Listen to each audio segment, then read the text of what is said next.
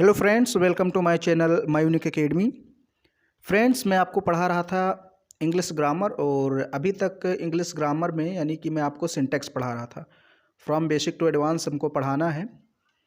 तो सिंटैक्स में अभी तक मैंने कुल 6 वीडियो बनाए हैं और ये 7वां लेक्चर है। तो अगर आपने उन 6 वीडियो को नहीं देखा है तो पहले देख लीजिए, फिर आप ये 7वीं वीडियो देखेंगे तो आपको समझ में आएगा बेहतर ढंग से, क्योंकि सीक्वेंस से जब आप चीज़ें देखेंगे तो अच्छे से समझ में आता है। ओके। और मैंने बताया था SSC, CGL, CHSL, NDA, banking, UPSC, RAS या फिर अदर वनडे कॉम्पिटिटिव एग्जाम्स की अगर तैयारी करते हैं, वहाँ इंग्लिश से रिलेटेड क्वेश्चन पूछे जाते हैं। अगर सिलेबस है इंग्लिश का तो फिर आप पढ़ सकते हैं। सभी के लिए समान रूप से उपयोगी क्लासेस होंगी। ओके। तो आप सभी लोग पढ़िए, जो कॉम्पिटिटिव एग्ज़ाम्स की तैयारी कर रहे हैं वो भी पढ़ें, जो नहीं कर रहे हैं वो भी नॉलेज के लिए पढ़ें। ओके, क्योंकि आपको ग्रामर का एक अच्छा नॉलेज है तो आप इंग्लिश करेक्ट बोलेंगे। बहुत लोग कहते हैं कि भाई इंग्लिश बोलने में ग्रामर की कोई ज़रूरत नहीं। बिल्कुल सही कह रहे हैं कि ग्रामर की कोई ज़रूरत नहीं, लेकिन अगर आप इंग्लिश ग्रामर जानते हैं तो आप इंग्लिश करेक्ट बोलेंगे। ओके, तो जानते हैं तो आपके लिए सही ही रहेगा। ऐसा नहीं कि आप कॉम्पिटिटिव एग्ज़ाम्स की तैयारी नहीं करते हैं तो इंग्लिश सीखिए ही ना। इंग्लिश बहुत ज़रूरी है, इंटरनेशनल लैंग्वेज है, सभी को सीखनी चाहिए। तो फिलहाल मैं आपको सिंटैक्स पढ़ा रहा था और सिंटैक्स में चलिए देखते हैं आज का टॉपिक कौन सा है। तो आज का पहला टॉपिक है हमारा the inseparable and verb. Inseparable noun के साथ हम कैसा वर्ब यूज़ करें, सिंगुलर या प्लूरल। ओके, तो सबसे पहले हमें ये जानना चाहिए कि कौन कौन से नाउन इनसेपरेबल होते हैं, इनसेपरेबल का मतलब क्या होता है। ओके, ये जान लीजिए। तो देखिए, इनसेपरेबल का मतलब होता है ऐसे नाउन जो सदा एक जोड़े में रहते हैं। जोड़े में मतलब पेयर बनाकर रहते हैं, पेयर मतलब जोड़ा। तो ऐसे नाउन, कुछ ऐसे नाउन होते हैं जो एक जोड़े में रहते हैं, एक पेयर बनाकर रहते हैं, उन्हें इनसेपरेबल नाउन कहा जाता है, यानी इनसेपरेबल कहा जाता है। इनसेपरेबल मीन्स होता है अभिन्न, जिनको अलग ना किया जा सके, मतलब हमेशा वो जोड़े में ही रहेंगे क्योंकि उनका एक भाग दूसरे से अलग नहीं होता। ये नाउन से, जैसे मैंने कुछ नाउन लिया है यहाँ पर। सीजर्स, सीजर्स माने क्या होता है, कैंची। अब कैंची जोड़े में ही रहेगा, एक कैंची का एक पार्ट किसी काम का नहीं। ओके, तो सीजर्स हो गया, सीयर्स हो गया, ट्राउजर्स हो गया, स्पेक्टिकल्स हो गया। तो ऐसे कुछ नाउन्स होते हैं जो हमेशा जोड़े में रहते हैं, पेयर बनाकर रहते हैं। जब इनका यूज़ सब्जेक्ट की तरह होता है, यानी जब ये सब्जेक्ट के स्थान पर आते हैं, ये नाउन यानी इनसेपरेबल का प्रयोग जब हम सब्जेक्ट के स्थान पर करते हैं तब इनके साथ हमेशा प्लूरल वर्ब का यूज़ करते हैं। इसको ध्यान में रखिए। ओके, हमेशा प्लूरल वर्ब का यूज़ करते हैं। बहुत लोग सोचेंगे कि एक चश्मा है तो सिंगुलर का यूज़ करना चाहिए, लेकिन ऐसा गलत हो जाएगा। हमेशा जोड़े में रहते हैं।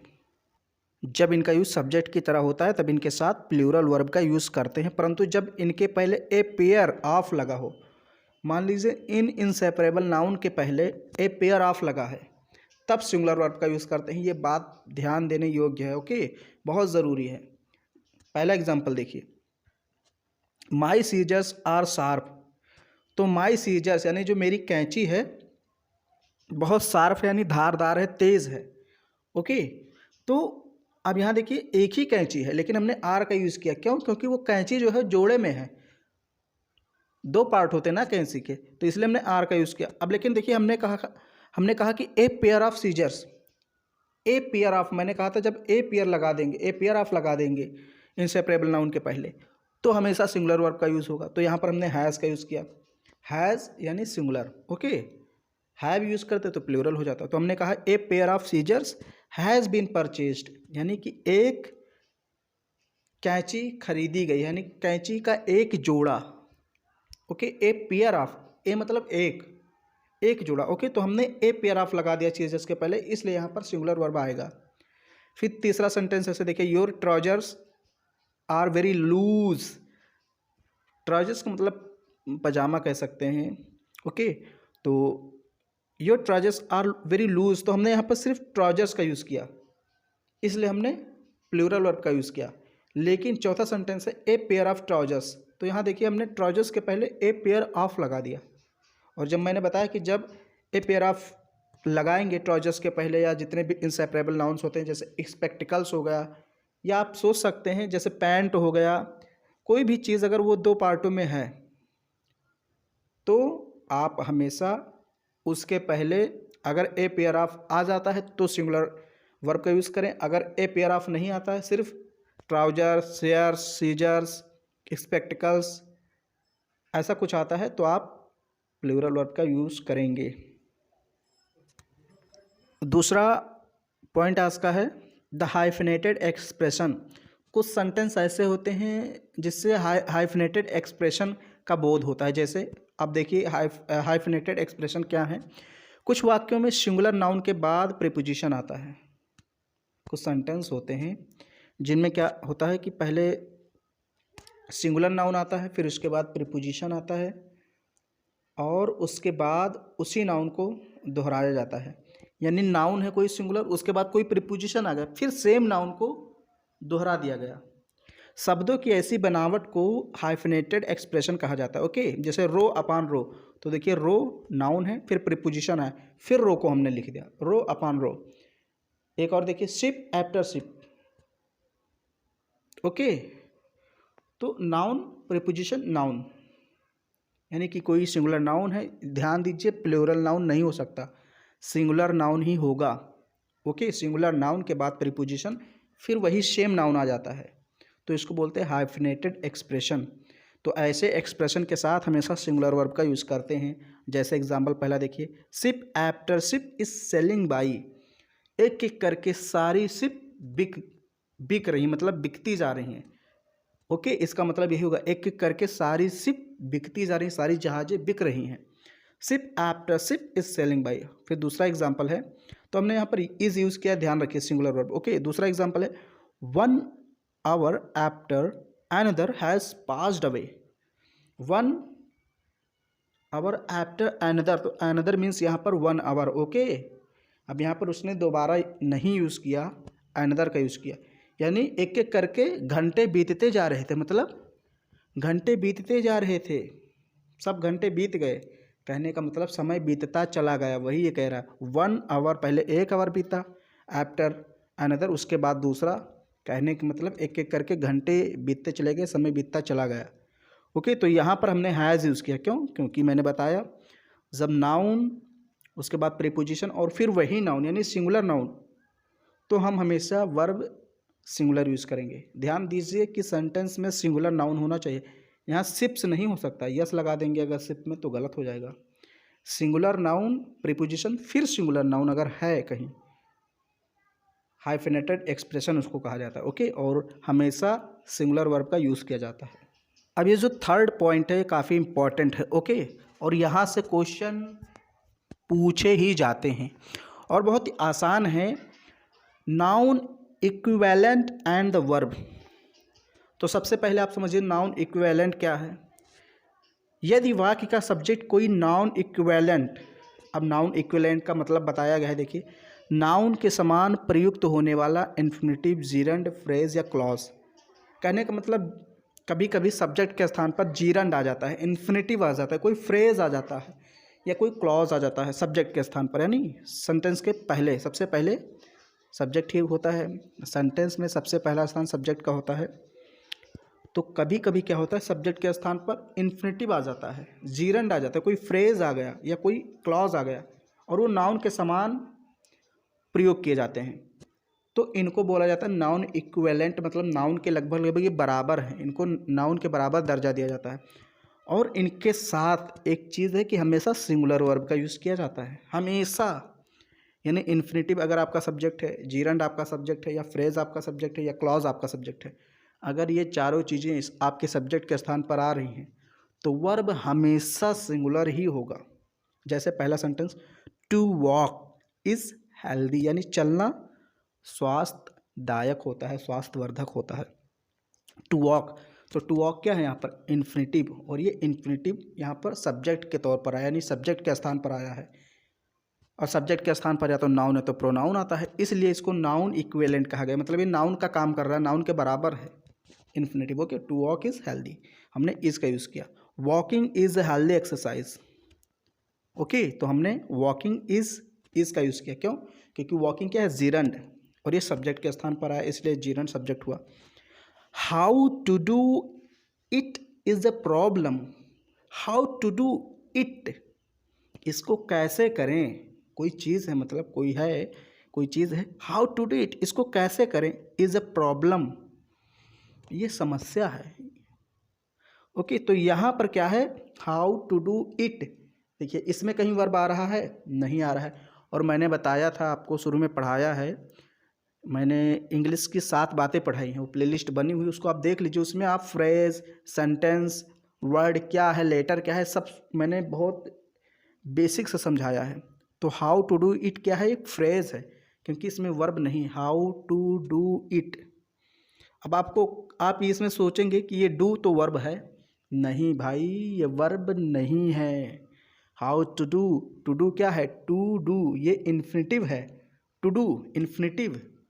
ओके, तो ये तो नाउन का काम एक प्रकार से कर रहा है। हाउ टू डू, कैसे करें, इट, इसे, इज अ प्रॉब्लम, समस्या है। इस तरह के सेंटेंस मैं आपको बताऊंगा।